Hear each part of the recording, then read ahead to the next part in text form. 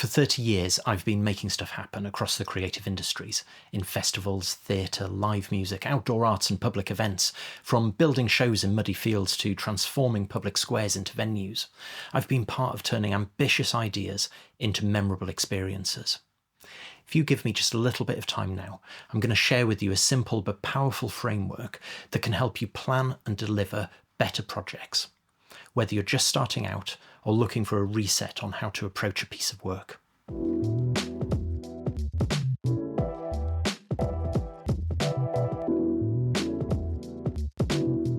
In this film, we're going to look at some of the core foundations that underpin strong project planning in the cultural sector.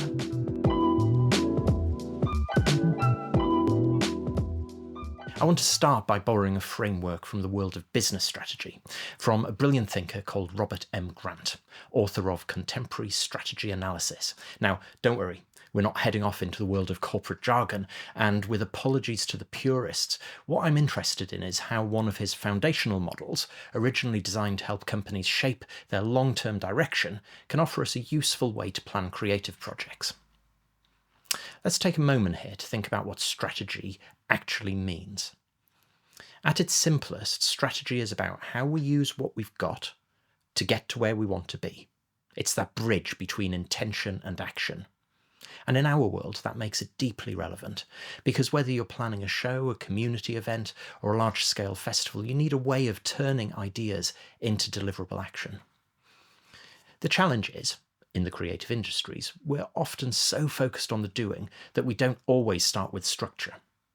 We drop into projects that are already in motion, we inherit ideas midstream, and we get swept up in momentum. And that's fine, and it's often how great work gets made, but it also means we rarely pause to take stock, to map out the landscape, to define what success looks like, or to set a plan in motion that's built on clarity and realism. So this film is that moment to pause, to reflect, and to offer up a little structure to something that often gets built on instinct. So, if you're ready to take a step back from the chaos for a moment, let's dig into the core pillars inspired by Grant's framework that can help you build stronger projects, deliver better work, and make more space for creativity to flourish.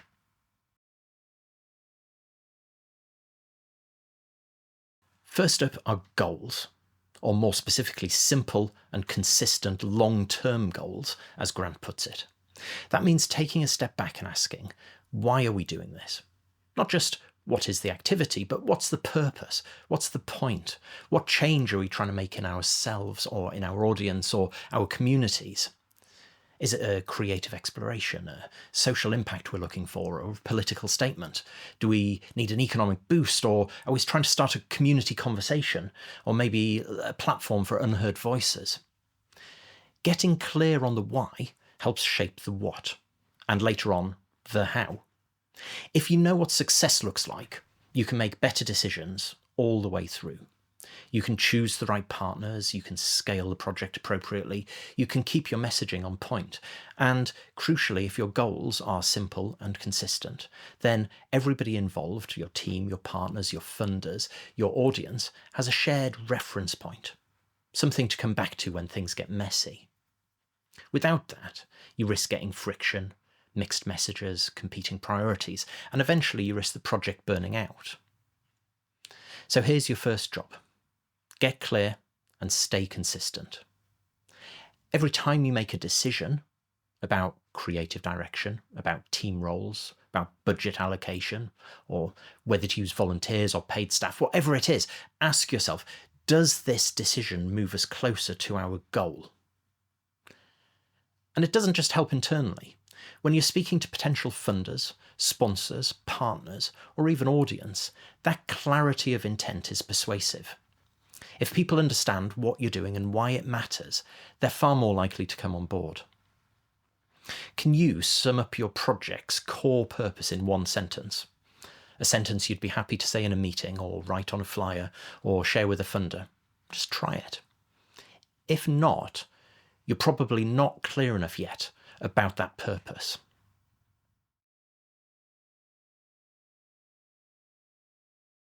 Our next pillar is about having a profound understanding of the environment that you're operating in.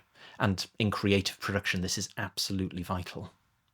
Now, when we say environment here, we're not just talking about sustainability or your green credentials, though those may well be part of the picture. We're talking about the full landscape in which your project exists. The factors, conditions, influences, systems, and signals that shape the world around you. This includes everything from local infrastructure and community dynamics to politics, funding, social movements, transport systems, and economic conditions. Think of it as the ecosystem that your project lives in. And understanding it is key to making good decisions. No project exists in a vacuum. Every idea, every event, every performance is shaped by the world around it. Practically, politically, socially, and culturally. Sometimes the environment's supportive. A local authority that wants to help an audience that's hungry for what you're offering. A moment in time where your work resonates strongly. And sometimes it's challenging. Limited infrastructure, a clash with another event, public health restriction, or a last-minute protest on your doorstep. Sometimes, and more often than not, it's just unpredictable. The weather turning, a train strike on show day, something that you couldn't see coming. Oftentimes, the factors and forces at play in the environment around your project are outside of your control. They're things happening on a national or international stage which have nothing to do with you and nothing to do with your work, but there's an unintended consequence, an unintended knock-on to audiences, to resources, to policy, and that can have a direct impact on your project. Part of planning well is developing the habit of looking outwards, understanding what's happening around your project. What's the local context? Who lives here? Who uses this space normally? What else is happening nearby in your sector, your community, or in the local calendar? Are there political or cultural sensitivities to consider around your project? Are there permissions, regulations to review, or could there be reputational risks, perhaps caused by something totally unconnected to you and that you just need to take seriously if it's happening in the same sort of space or time frame? This isn't about being paranoid, it's about being prepared. When you take the time to understand your environment, you're better placed to make informed and intentional choices, which in turn reduce risk and create work that lands well and keeps you on track towards your goals. It's not just about threats, it's also about watching out for opportunities, possibly new collaborations, additional funding schemes, civic moments or anniversaries that align with your project, potential partnerships. All these also live in the environment around your project. Take a few minutes and write down everything you know about the environment that your project lives in, what's going on socially, politically, economically. Think locally, nationally, and, if it feels relevant, think internationally even. What's out there that might get in the way, or what might help you take your project further? What are the things that'll stop people making a decision in your favour, whether they're audience, funders, or even the local licensing officer? And whilst you don't always need to know the answers, you do need to think about the things on your list and what mitigations you can start putting in place to protect your project.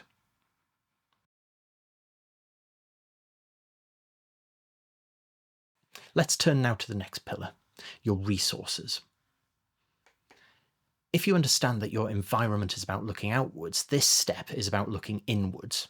It's about taking stock, honestly, of what you've got to work with to deliver the project efficiently and effectively. And we're not just talking here about money. Yes, your budget's a key part of this, but so is time, kit, goodwill with the community, so's the capacity of your team or your own energy and headspace. So are your relationships with venues, collaborators, suppliers, and stakeholders. Think of resources both as intangible and tangible. So you have tangible resources such as money, equipment, venues, materials, transport, and tools. Your intangible one are trust, knowledge, experience, those networks, permissions or access, and community buy-in. One of the most common issues in the under-delivery of projects isn't about a lack of ambition, it's a misunderstanding of your resource base.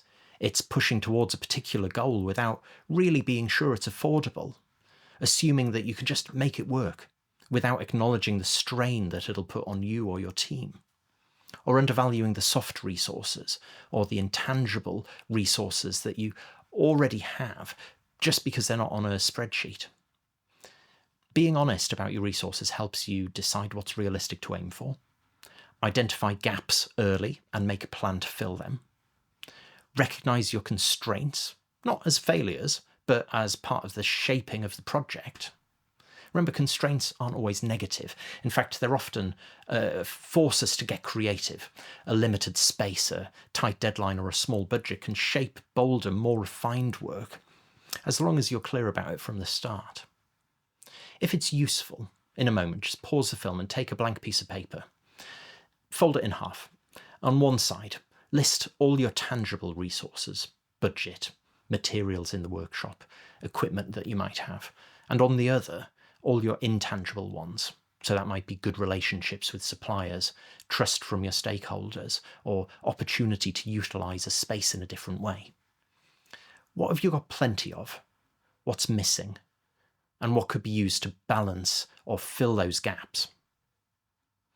All projects carry some sort of resource constraint, a limit or a boundary on how you deploy the resources you have at your disposal. In a commercial setting, it might be a driver to generate a profit or reinvest a surplus. In a charitable sector or not-for-profit context, it might be about delivering social outcomes or community benefits. And when your project is publicly funded, there's a responsibility to demonstrate value for money and to be using that public resource wisely. Whatever the context, your resources should always be connected back to your goals. Every choice you make, whether it's about artistic ambition, staffing, materials, tech, or your delivery model, should be in the service of your intended outcome. The better aligned your use of resources is with your purpose, the more likely you are to deliver work that's efficient, effective, and creatively fulfilling.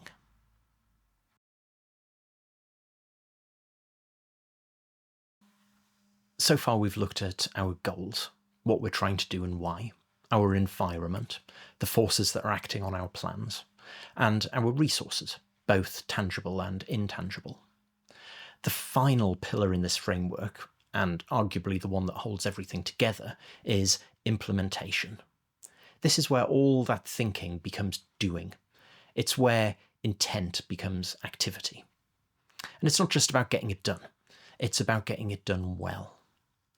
Implementation's where structure meets responsiveness. It's not about being rigid or bureaucratic. It's about starting out with a clear plan, clear roles, and a rhythm of delivery that gives people confidence and gives the project momentum. So what do you need to think about? Before we get into milestones and deadlines and budgets, it's worth pausing to re-articulate what the project actually is, and in practical terms this time. This is the moment to take that initial purpose and goal and start translating it into something more actionable. It's one thing to say we're producing a performance or delivering a creative workshop, but what does that actually really mean? What is it? Where is it? Who's it for? When's it happening? And how should it feel? These things might sound obvious, but putting it into some concrete language is what allows you to start taking action. Once you know what it is, or when it's happening, you can identify the venue and check availability. Start conversations with partners, build a list of tasks. You need to be able to convert your ideas into next steps. So just revisit that goal, that purpose, and reframe it in practical, descriptive terms. This is where that clarity that you set out moves towards action. Try summarising your project in a couple of paragraphs as if you're briefing a stranger. The more specific you can be about the details, the easier it becomes to move into that doing phase. You can start to build logic around these actions and tasks and requirements. You start to map out who's responsible for what.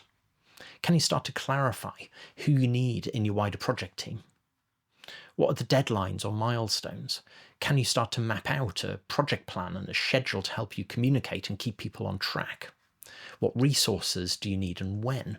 Could this help you shape a budget and build a cash flow? And what things need sign off by who and by when? And what are those other dependencies in the project? And do they work? Can they work? What could go wrong and why? Not just thinking about safety concerns on site at the event, but those other things that could derail the success of the project. You don't need to know all the answers right now, and you don't need to know everything straight away, but you do need a system that lets you track what's happening, to adapt to change, and keep the whole team moving in sync. At its heart, implementation is really about managing 4 key things. Time. How long do things take? What needs to happen when? And how do you sequence that activity? People. Who's doing the work and what roles do they need to fulfill? And how do you keep everyone in the loop? Money. Budget. Cash flow. And making sure that you're spending it where it matters most. And risk. What could go wrong? How do you plan for it? And how do you respond if things shift? This is where your tools come in. Now, for some people, on some projects, it might be a Gantt chart and a full set of production templates. For others, it's a shared spreadsheet and a WhatsApp group. What matters is that your tools are proportionate to the scale and the context of the work. On one project I can think of, I even found myself working with a cheap pen and a pocket notebook because that was right for that context at that time.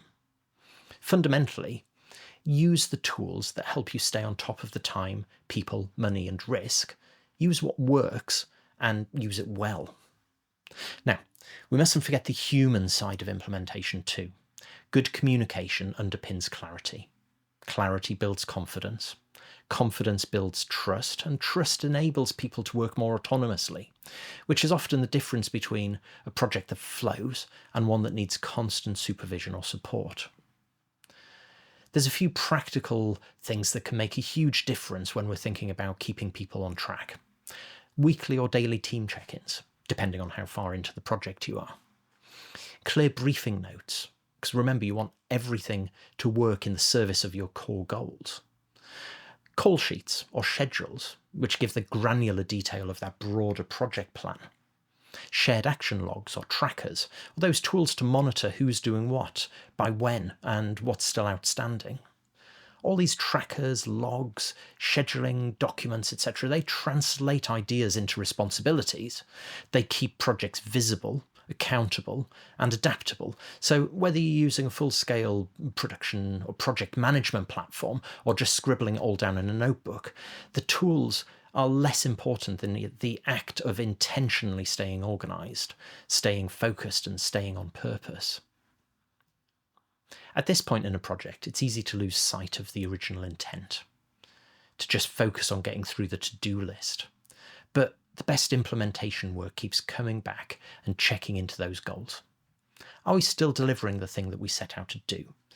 Has anything shifted in the environment that we need to account for? Are our resources still aligned with our ambition? Implementation is not the end of planning. It's where that planning becomes live and actionable.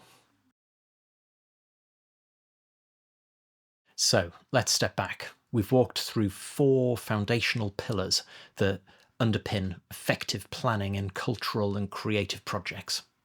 Clear, simple, consistent goals, so everybody knows what you're trying to do and why it matters. A profound understanding of the environment, the systems, forces, people and politics around your work. An honest appraisal of your resources, what you've got, what you need, and how best to use it.